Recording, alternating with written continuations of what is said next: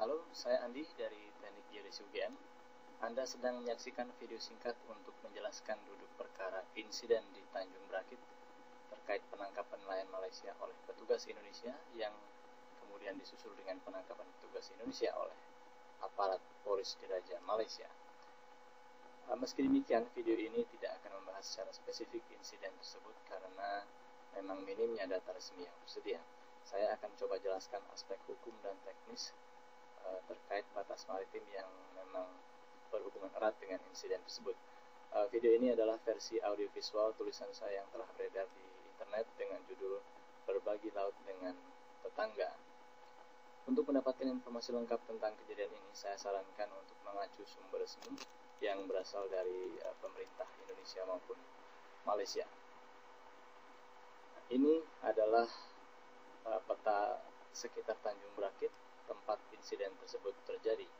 Saya akan jelaskan bagaimana pembagian laut di kawasan ini. Menurut Konvensi PBB tentang Hukum Laut atau UNCLOS, setiap negara pantai berhak atas kawasan laut yang diukur dari garis pantai atau garis pangkalnya. Dalam hal ini, Indonesia menggunakan garis pangkal kepulauan seperti yang terlihat di video ini. Garis pangkal kepulauan ini bisa ditetapkan oleh suatu negara jika dia berbentuk negara kepulauan seperti Indonesia dengan menghubungkan titik-titik paling tepi pulau-pulau terluarnya. Sementara itu, Singapura dan Malaysia karena bukan negara kepulauan berhak atas garis pangkal normal, yaitu garis pangkal yang merupakan garis pantainya saat air surut rendah. Nah, UNCLOS juga mengatakan bahwa suatu negara pantai itu berhak atas 12 mil laut diukur dari garis pangkal, 12 mil laut teritorial yang saya maksud, kemudian 24 mil zona tambahan, 200 mil zona ekonomi eksklusif, dan landas kontinen yang bisa mencapai 350 mil atau lebih. Nah, di luar itu ada yang disebut dengan laut bebas dan juga the area atau kawasan.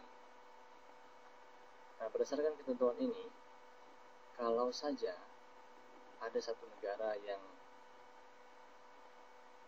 sendirian di tengah samudra seperti ini, maka negara ini akan berhak atas wilayah laut yang sangat luas jika dia sendiri tidak punya tetangga.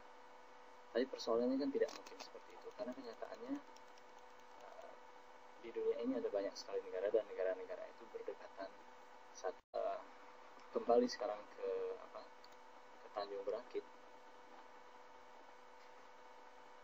Jadi bisa dilihat di sini jarak antara Indonesia dengan Singapura atau Indonesia dengan Singapura itu sangatlah dekat, kurang dari 24 mil laut, sehingga untuk mengklaim 12 mil laut teritorial saja masing-masing tidak bisa secara penuh.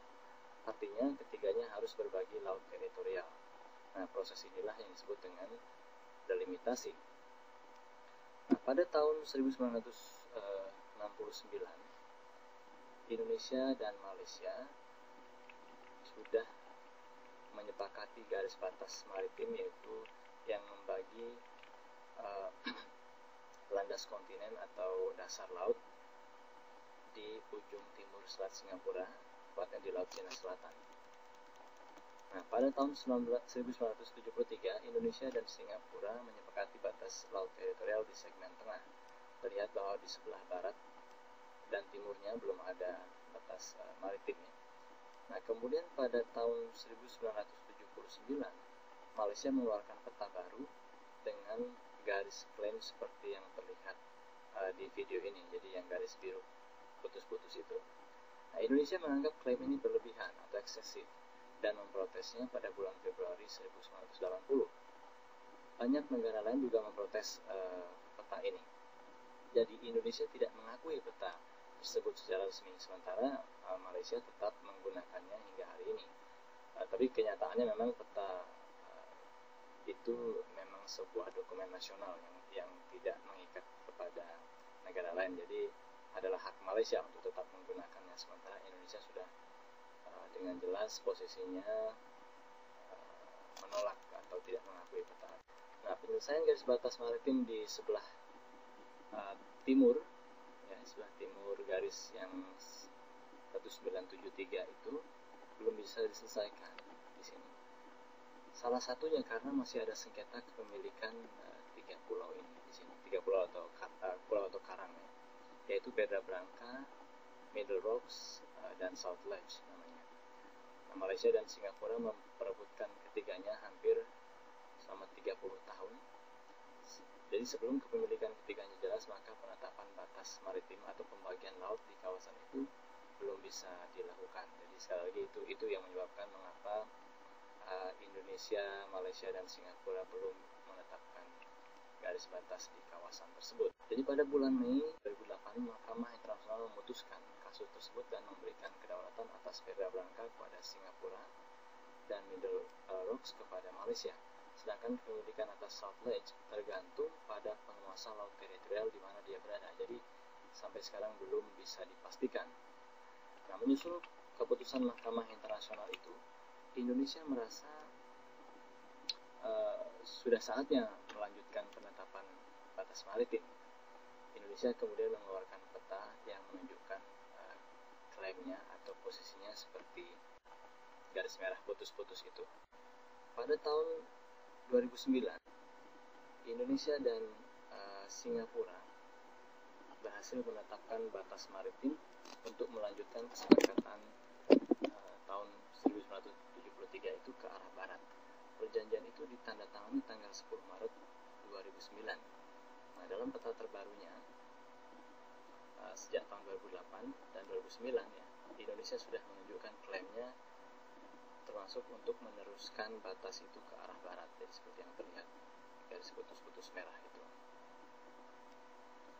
Nah, memperhatikan kondisi ini, terlihat bahwa ada kawasan yang sudah memiliki batas maritim yang disepakati, ada pula yang belum, dan hanya berdasarkan pada klaim masing-masing pihak. Nah, silahkan diperhatikan garis merah dengan titik hitam yang yang ada di tengah ini adalah yang sudah disepakati. Jadi ini adalah garis yang sudah disepakati. Kemudian garis yang merah putus-putus ini adalah klaim Indonesia dan juga termasuk ini. Sedangkan garis biru putus-putus ini adalah klaim Malaysia. Jadi dari sana terlihat dari masing-masing klaim itu terbentuk satu kawasan tumpang tindih atau bertampalan satu sama lain. Mungkin orang juga ada menyebutnya dengan overlapping claims atau wilayah abu-abu, ya, meskipun kenyataan warna yang saya pakai di sini adalah warna pink. Nah, berikut skenario yang bisa terjadi dalam situasi ini. Yang pasti, masing-masing negara menganggap kawasan ini bagian dari wilayahnya atau kedaulatannya. Nah, jika ada nelayan Malaysia misalnya yang masuk ke kawasan tersebut, tentu saja pihak Indonesia dengan patrolinya mengatakan ini pelanggaran wilayah. Nah, sebaliknya, jika ada nelayan Indonesia yang masuk ke kawasan tersebut, patroli Malaysia akan mengatakan itu pelanggaran wilayah pula. Nah, apa yang dilakukan oleh masing-masing negara dalam hal ini? Secara diplomatis, tentu yang dilakukan adalah mengirimkan nota protes. Nah, apa pentingnya nota protes ini? Tentu saja penting karena nota protes ini akan menjadi kekuatan hukum di kemudian hari jika keduanya berunding untuk menetapkan batas maritim. Nota protes ini akan menjadi bukti bahwa masing-masing pihak memang konsisten dengan klaimnya, sehingga posisinya di perundingan menjadi lebih kuat. Namun jika misalnya nelayan Malaysia, ini satu contoh saja ya, ke selatan, jauh ke selatan hingga keluar dari klaimnya sendiri, maka kita bisa dijustifikasi dengan lebih mudah bahwa memang nelayan itu telah memasuki kawasan Indonesia. Meskipun kenyataannya belum ada batas memang yang disepakati ya, keduanya.